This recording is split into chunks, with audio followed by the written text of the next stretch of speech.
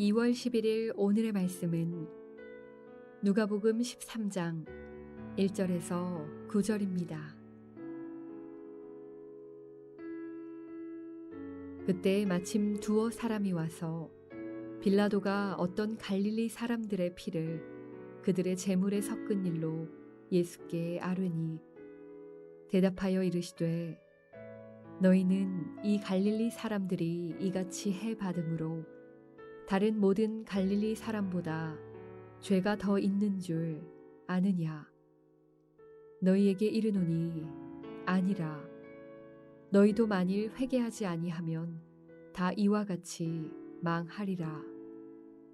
또 실로암에서 망대가 무너져 치어 죽은 18사람이 예루살렘에 거한 다른 모든 사람보다 죄가 더 있는 줄 아느냐? 너희에게 이르노니 아니라. 너희도 만일 회개하지 아니하면 다 이와 같이 망하리라. 이에 비유로 말씀하시되 한 사람이 포도원에 무화과 나무를 심은 것이 있더니 와서 그 열매를 구하였으나 얻지 못한지라. 포도원 지기에게 이르되 내가 3년을 와서 이 무화과 나무에서 열매를 구하되 얻지 못하니 찍어버리라. 어찌 땅만 버리게 하겠느냐? 대답하여 이르되 주인이여 금년에도 그대로 두소서. 내가 두릅하고 거름을 줄이니 이후에 만일 열매가 열면 좋거니와 그렇지 않으면 찍어버리소서 하였다 하시니라.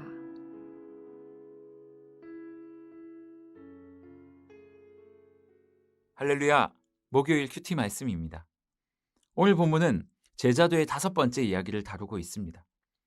오늘 본문에는 총 3가지의 이야기가 등장합니다. 1절에서 3절은요, 빌라도가 죽인 갈릴리 사람들의 이야기. 4절에서 5절은 실로암 망대가 무너졌을 때 거기에 깔려 죽었던 사람들의 이야기.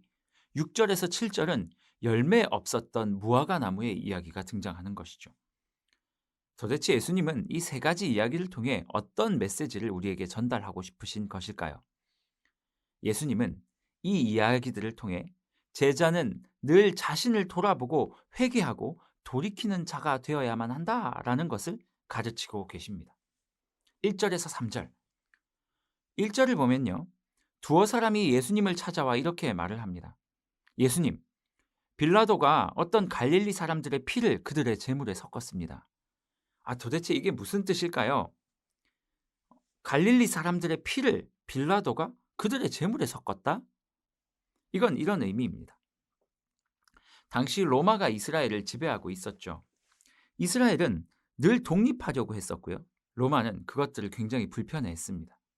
그런데 당시 갈릴리 사람들이다라는 별명을 가진, 그러니 갈릴리에 사는 사람들이라는 이 말은요, 굉장히 과격한 사람이다라는 말과 동일시되었던 단어입니다.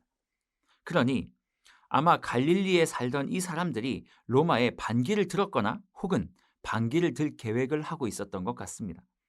빌라도가 이 사실을 우연히 알아차렸고 그들이 예배드리고 있을 때, 제사 드리고 있을 때 그들을 습격했던 것 같습니다. 그리고 그들을 그 장소에서 죽이게 되었죠. 예배를 드리고 제사를 드리면서 죽었기 때문에 그들의 피가 제물에 좀 튀거나 흘러 들어갔던 것 같습니다. 그래서 사람들이 지금 예수님께 와서 그렇게 말하고 있는 것입니다. 예수님, 빌라도가 그들을 죽였습니다.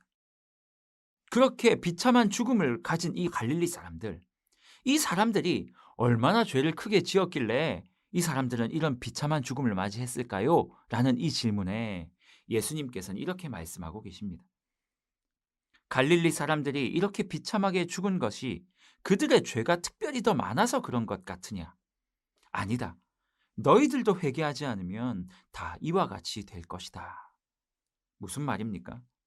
죄의 크고 작음이 중요한 것이 아니라 회개할 수 있는 능력을 가진 사람인가 아닌가가 더 중요하다라고 말씀을 하고 계신 것입니다. 여러분, 제자는 어떤 사람입니까? 제자는 언제든 자신의 모습을 돌아보고 주님께 나아와 회개할 수 있는 힘을 가진 사람들, 그 사람들이 제자다라고 말하고 있는 것입니다. 4절, 5절을 한번 살펴볼까요? 실로암 망대에 깔려 죽은 사람들의 이야기입니다. 실로암 망대 이야기도 사실 똑같은 내용입니다. 어느 날 실로암 지역의 망대가 무너졌습니다. 그리고 그 주변에 있던 18명의 사람이 이 망대에 깔려 죽었다라고 합니다. 이 사건을 예수님께서 말씀하시면서 또 이렇게 말씀하십니다. 그 죽은 사람들의 죄가 많아서 불의의 사고를 당한 것이 아니다라고 말씀하시면서 또다시 제자는 언제든 자신의 모습을 돌아보고 주님께 나아 회개할 수 있는 힘을 가진 사람들이다라고 말하고 있는 것입니다. 여러분, 이게 무슨 말입니까?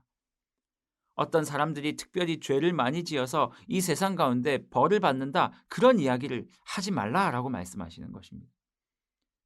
제자든 제자가 아니든 똑같이 죄 가운데 노출되어 있다라는 것입니다. 하지만 제자가 다른 점이 있는데, 제자들은 그럼에도 불구하고 자기 자신을 늘 돌아보기 때문에 그 죄 지은 것을 깨닫고 하나님 앞에 나와 회개하기 때문에 주님의 은혜를 받으며 살아가는 존재다라는 것을 설명하기 위해 이 많은 비유들을 말씀하고 계신 것입니다. 6절, 7절은 예수님이 또 이렇게 말씀하고 계십니다.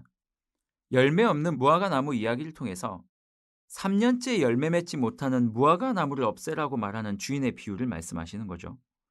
예수님은 오늘 말씀을 통해 5번째 제자도를 말씀하고 계십니다. 제자는 언제든지 자신의 모습을 돌아보고 주님께 나아와 회개할 수 있는 힘을 가진 사람들입니다. 단지 죄 문제에 대한 회개만을 이야기하고 있는 것이 아닙니다. 자신의 삶을 돌아볼 힘이 있는 자들이 제자라고 말씀하고 계신 것입니다. 오늘도 우리 자신을 돌아보는 하루가 되기를 원합니다.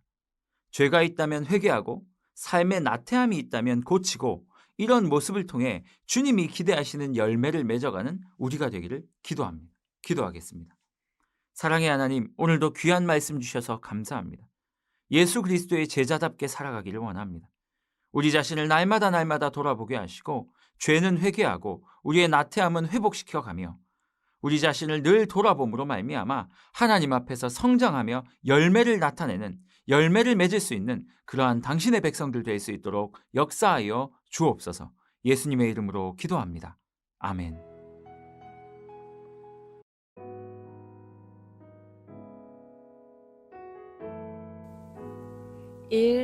오심 기도. 하루 5번 마음을 다해 드리는 기도. 나는 죽었습니다. 제가 주인이 아니고 예수님이 저의 주인이십니다. 예수님은 십자가에서 죽으시고 부활하셨습니다. 부활하신 예수님을 가슴으로 만나서 따라가며 간증합니다. 사랑하는 가족과 함께 영광스러운 승리를 노래합니다. 나는 죽었습니다. 제가 주인이 아니고 예수님이 저의 주인이십니다. 예수님은 십자가에서 죽으시고 부활하셨습니다. 부활하신 예수님을 가슴으로 만나서 따라가며 간증합니다.